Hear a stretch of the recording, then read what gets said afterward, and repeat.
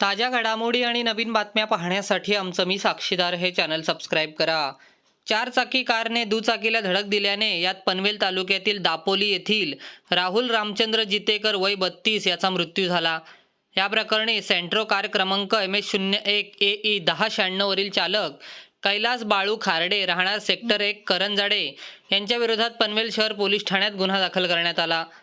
18 मार्च रोजी सकाळी 5 ते 6च्या दरम्यान राहुल जितेकर हा त्याच्या ताब्यातील सुझुकी एक्सेस स्कूटी क्रमांक MS46 AY 8205 ही टी पॉइंट पनवेलकडून कळंबोलीकडे रोडवरून चिंचपाडा ब्रिजकडे जाणाऱ्या सर्व्हिस रोडला जाण्यासाठी यूटर्न घेत होता.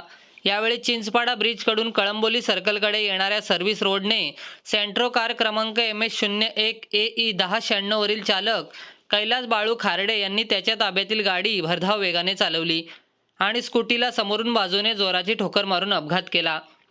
यात राहुल जितेकर हा जखमी झाला व त्यात त्याचा मृत्यू झाला. या प्रकरणी कैलास खार्डे याच्या विरोधात पनवेल शहर पोलीस ठाण्यात गुन्हा दाखल करण्यात आला असून पोलीस अधिक तपास करत आहेत.